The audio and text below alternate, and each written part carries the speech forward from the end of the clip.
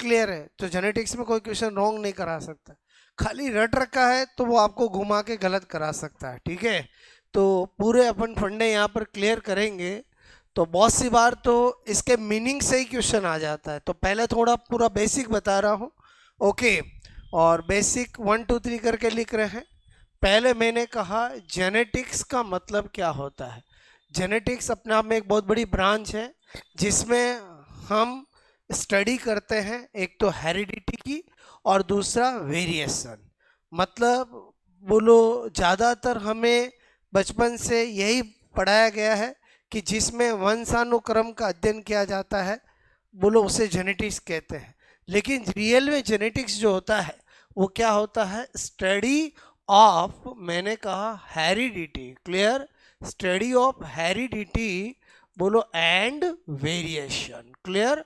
बोलो आनुवांशिकता क्या होता है? वंशानुक्रम, क्लियर? ओके, तथा विभिन्नताओं का अध्ययन, विभिन्नताओं, ठीक है, का अध्ययन, बोलो अध्ययन, ओके?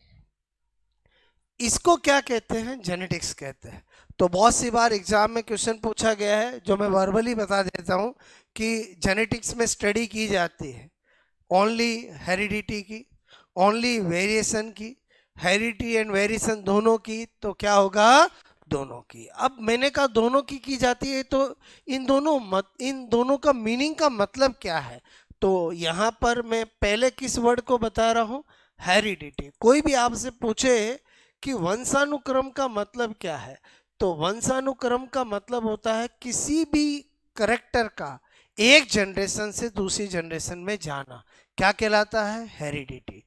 किसी भी करेक्टर का एक जनरेशन से दूसरी जनरेशन में जाना क्या कहलाता है? हेरिडिटी। इसी को ही कॉमन वर्ड है, बोलो क्लियर? ओके। आपको बहुत ज्यादा गुस्सा आता है, आपके घर वाले नहीं कहते ये तो इसके दादाजी से आया है, इसमें दादाजी भी ऐसे दांत कड़कते थे, ऐसा ही गुस्सा करते थे। मैं क्या बोल रहा हूँ समझ में? That is called heredity. Heredity क्या होता है? किसी करेक्टर का एक जनरेशन से दूसरी जनरेशन में जाना, क्लियर? ओके, मैंने कहा बोलो किसी करेक्टर, ओके?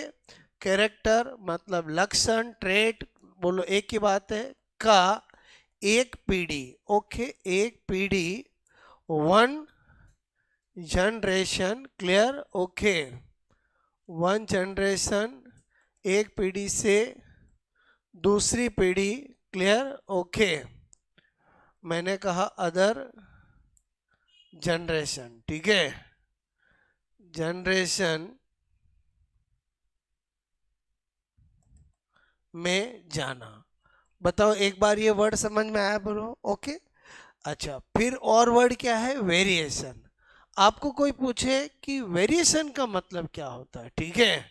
वेरिएशन मतलब विभिन्नताएं, ओके? तो वेरिएशन को कैसे डिफाइन करते हैं कि एक ही स्पीसीज के मेंबर में डिफरेंस होना क्या कहलाता है? वेरिएशन। जैसे एक डॉग क्या है? एक स्पीसीज है, उसमें आप बहुत सारे डॉग देखते हो तो अलग अलग डिफरेंस नजर आ रहा है, ये क्या है? वेरिएशन। ह्यूमन क्या है? एक स्पीसीज है, बोलो ह्यूमन में भी बोलो वेरिएशन होता है। या मैं बोलूं कि एक ही घर के अंदर और एक ही माता पिता की 4 संतान है, सब अलग अलग है, तो वो क्या है? वेरिएशन। मेरी बात समझ में आए, बोलो? और उन्हीं संतानों के अंदर कुछ करेक्टर दादाजी के, कुछ दादी जी के, कुछ मम्मी के, कुछ पापा के आए हैं, वो क्या है? हेरिडिटी। इन दोनों की स्टडी किस में की जाती है? जेनेटिक्स में। तो जेनेटिक्स में किसकी स्टडी की जाती है? Heredity as well as variation. Not only heredity, not only variation, दोनों की स्टडी की जाती है। हम करेक्टर एक जनरेशन से दूसरे जनरेशन में कैसे जाते हैं वो भी स्टडी करते हैं, और एक ही स्पीसीज के मेंबर में जो डिफरेंस कैसे होता है वो भी स्टडी करते हैं, क्लियर? तो वेरिएशन क्या होता है? तो मैंने कहा एक ही स्पीसीज, ओके? स्पीसीज के मेंबर्स, क्लियर? बोलो मेंबर्स में बोलो डिफरेंस, ठीक है? डिफरेंस होना। पहले बताओ, शॉर्ट में समझ जाओगे। एक स्पीसीज के मेंबर में डिफरेंस होना, बोलो किसको शो करता है? वेरिएशन को। एक किसी करेक्टर का एक जनरेशन से दूसरे जनरेशन में जाना क्या कहलाता है? हेरिडिटी। और हेरिडिटी और वेरिएशन की स्टडी जिसमें की जाती है उसे क्या कहते हैं?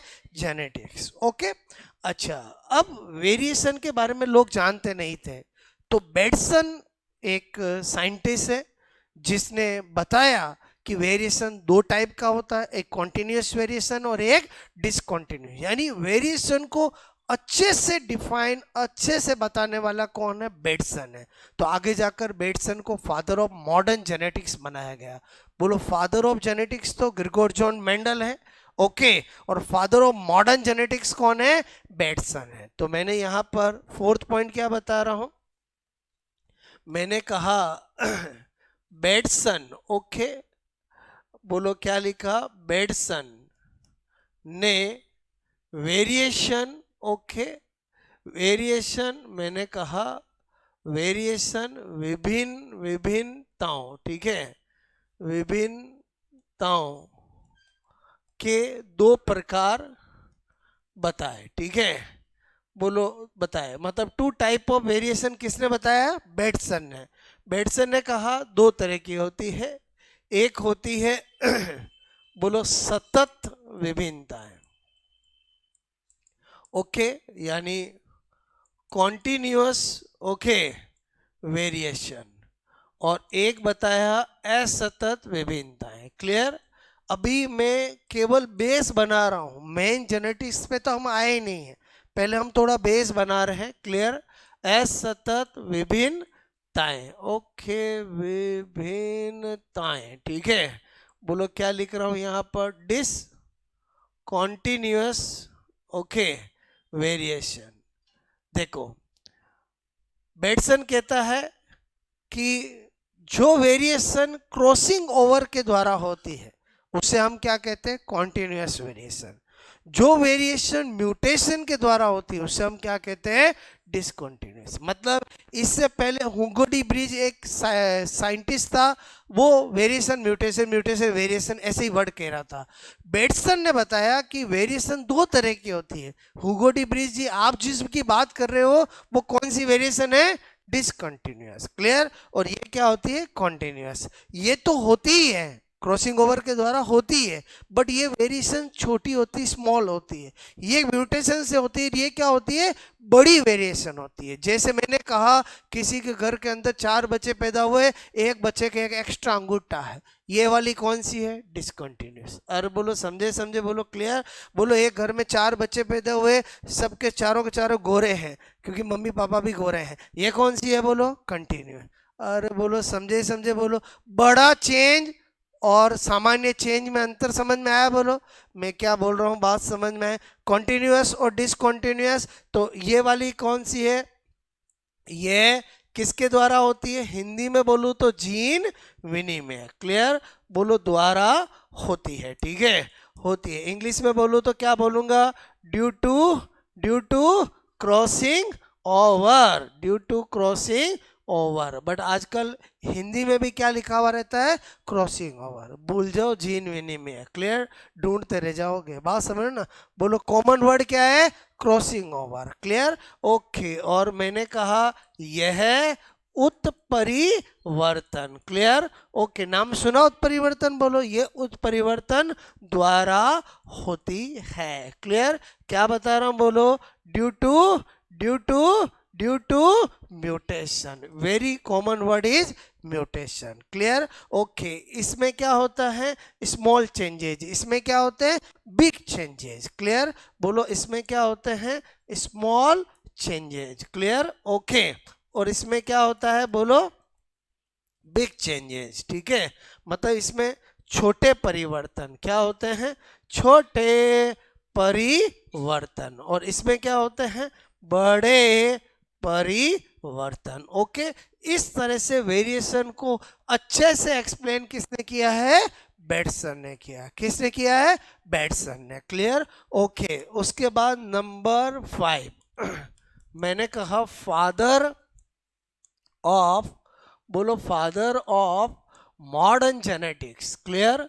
जब भी आपको पूछा जाए आधुनिक, क्लियर, आधुनिक आनुवांशिकता, क्लियर, आनुवांशिकता, क्लियर, का जनक। ओके, तो कौन होगा, बोलो कौन होगा, बेडसन, क्लियर, ओके बेडसन, ठीक है।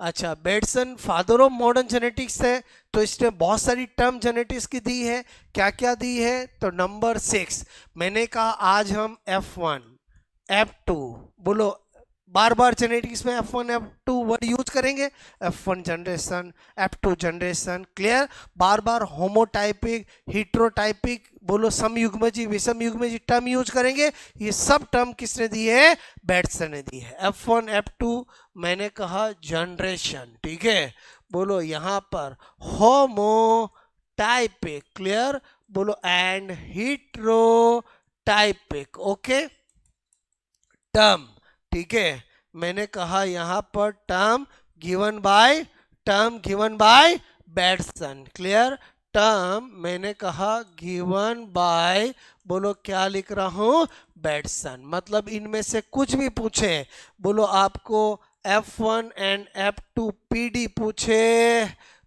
पूछे,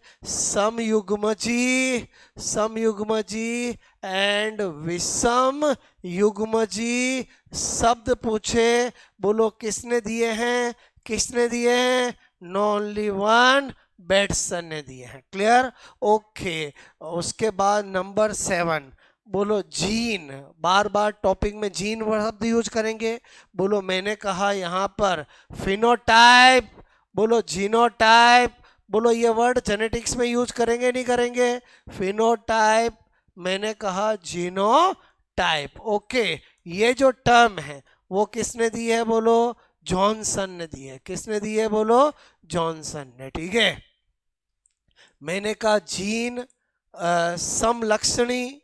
समलक्षणी, अरे समजिनी, ओके, बोलो ये टर्म जो है शब्द वो किसने दिए है, बोलो मैंने कहा किसने दिए है, जॉनसन ने दिए है, क्लियर, ओके।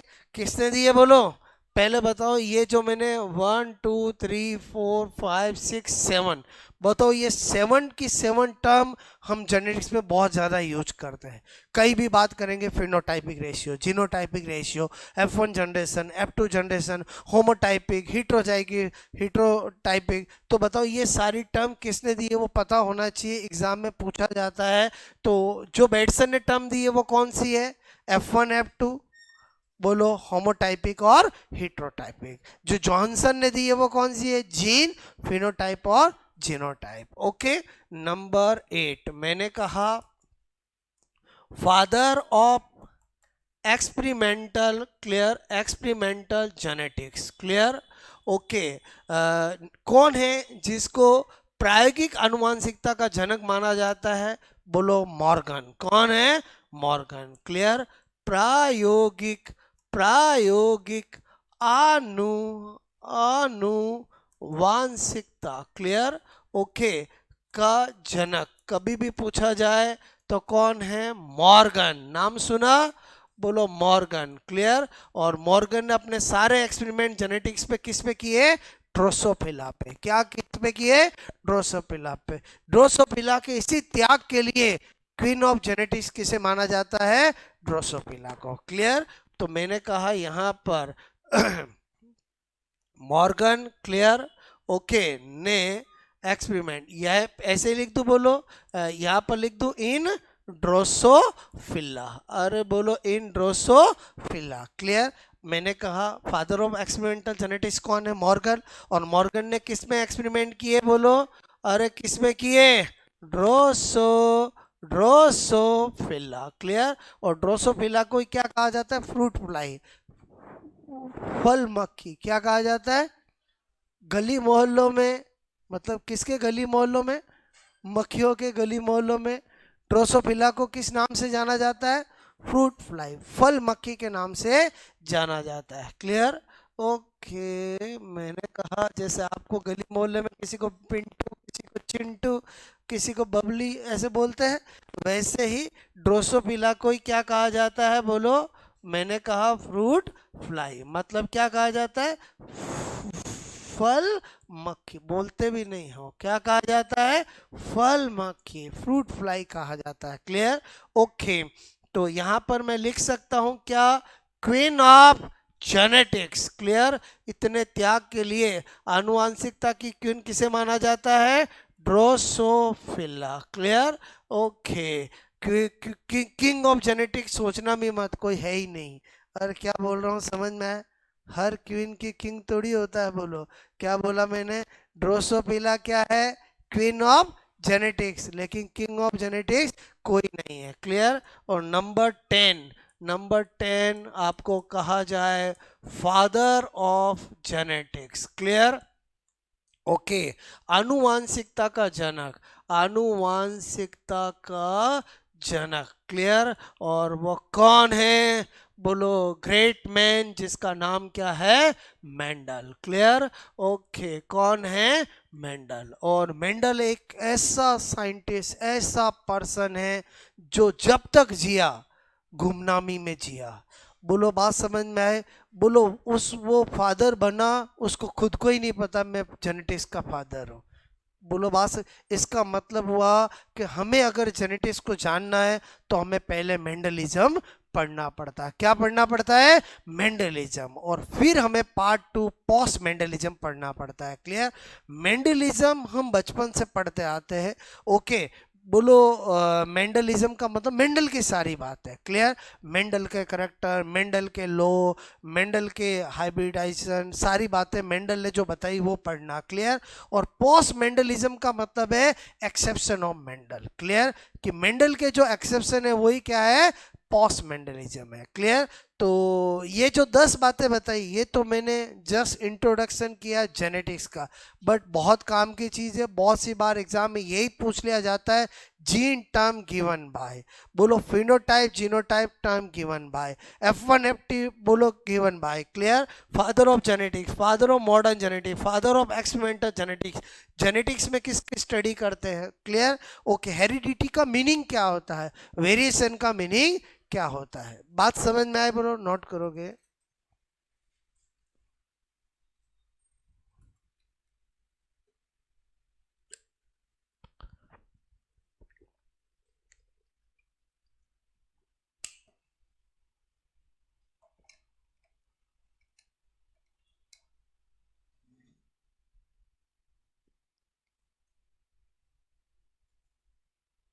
जो मैंने लिखा समझ में आ रहा है? बोलो आपको क्लियर?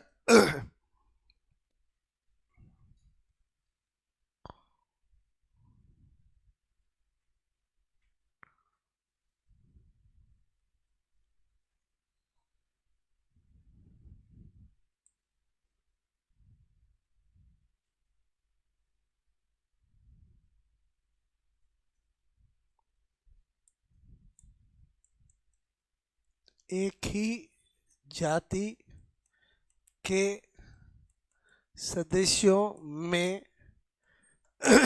में भिन्नता। ठीक है?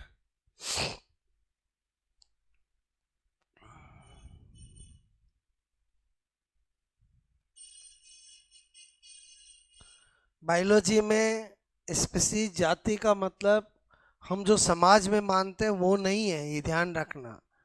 अरे समझे समझे, ये ब्राह्मण जाति, अरे ये राजपूत जाति, ये हमारा बोलो नेरो सोच है।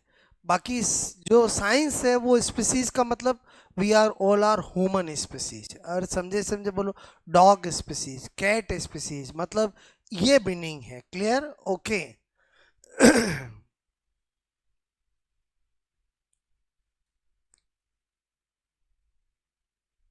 What is the meaning of variation? समझ के बोलो, difference in member of A one species. Clear?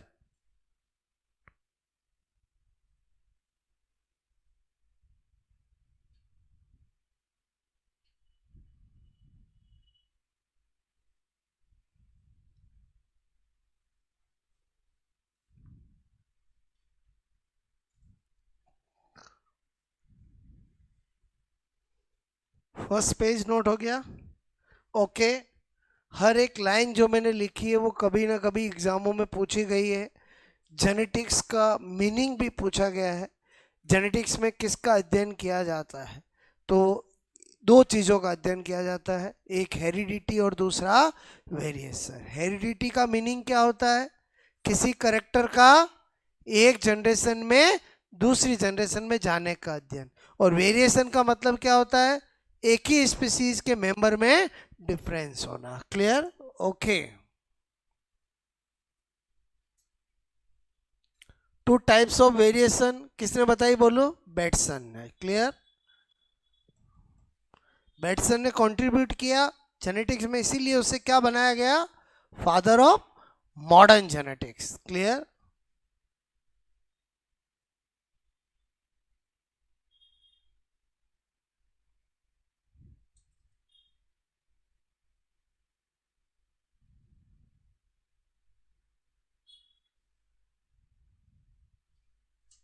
Mendel is a great man.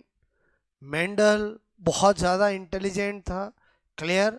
Mendel का दिमाग अपने समय से बहुत आगे चलता था। क्लियर? और ये मैं आपको मेंडलिज्म बोलो पढ़ाने के बाद पोस्ट मेंडलिज्म पढ़ाऊंगा तो उसको प्रूव कर दूंगा कि क्यों मेंडल को फादर बनाया गया। क्लियर? बोलो। वरना जीते जी किसी को फादर नहीं बनाते, मरने के बाद, वो भी 36 साल बाद मरने के उसके बाद उसको फादर बनाया। मतलब मेंडल की सोच, मेंडल के रिजल्ट बहुत ही साइंटिफिक थे। क्लियर?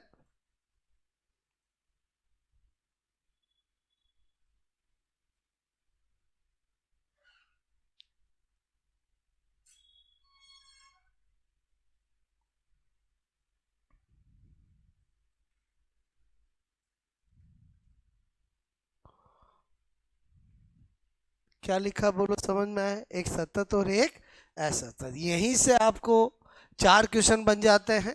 क्रॉसिंग ओवर जीन विनिमय से होने वाली वेरिएशन को क्या कहा जाता है? ऑप्शन में आ जाए कॉन्टिन्यूस, डिसकॉन्टिन्यूस, बहुत, तो क्या होगा? कॉन्टिन्यूस। आपसे पूछा जाए सतत विभिन्नताओं के होने का कारण क्या है, तो आपको ध्यान होना चाहिए C for continuous, C for crossing over. Clear?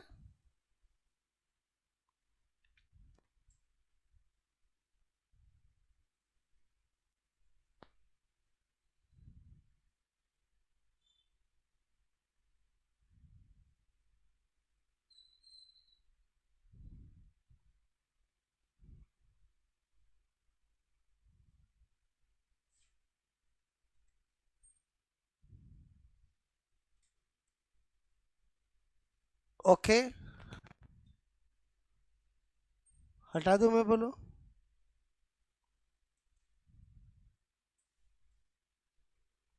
इसको कॉन्टिन्यूस, इसको डिसकॉन्टिन्यूस, सतत असतत वर्ड क्यों दिए गए? क्योंकि ये तो होके रहेगा, दुनिया की कोई ताकत रोक नहीं सकती। क्योंकि जब जब गैमेट्स बनते हैं तब तब क्रॉसिंग ओवर तो होता ही है। बात समझ ना? ये वाला तो क्या है, अगर प्रेग्नेंट लेडी म्यूटाजन के कांटेक्ट में आएगी, रेडिएशन के, केमिकल के, क्लियर, तो ये वाला होगा। बात समझ में आए? बोलो। ओके।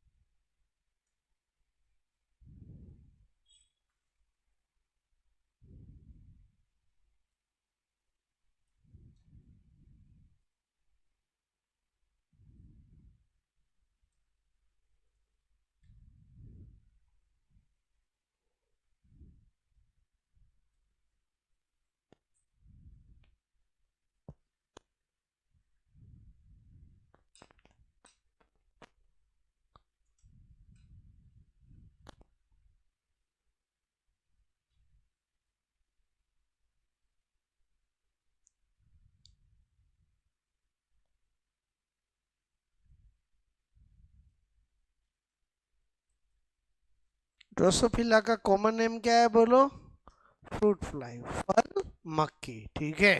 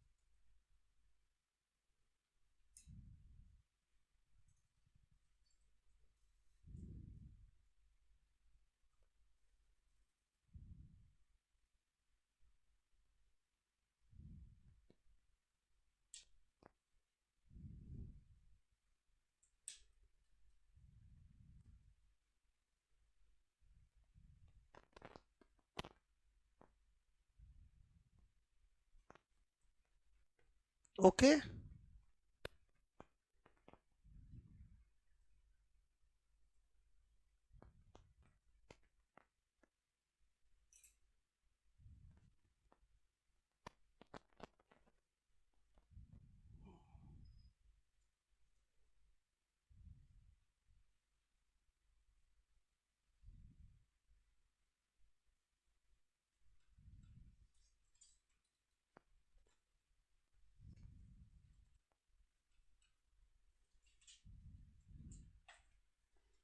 ठीक है।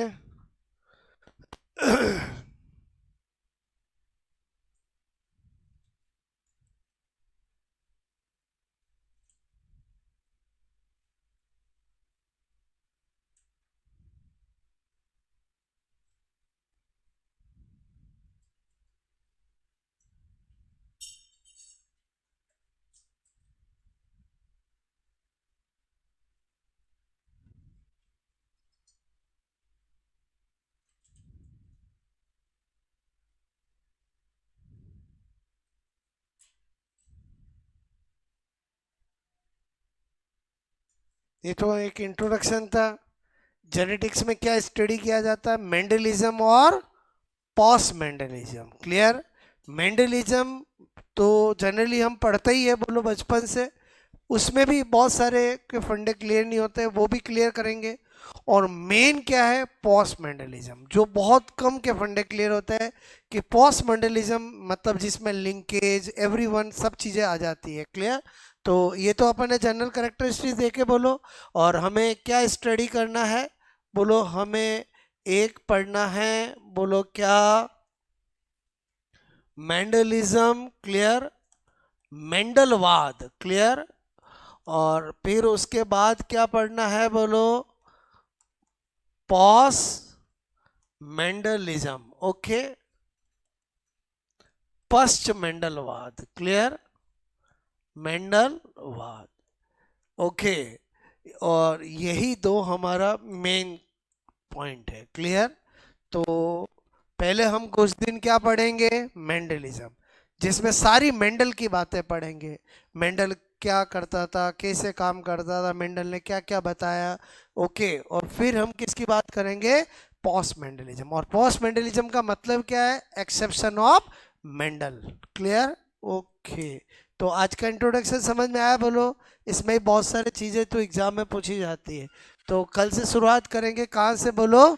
मेंडलिज्म से। पूरा टॉपिक समझने का है, सारे फंडे अपन क्लियर करेंगे, ओके।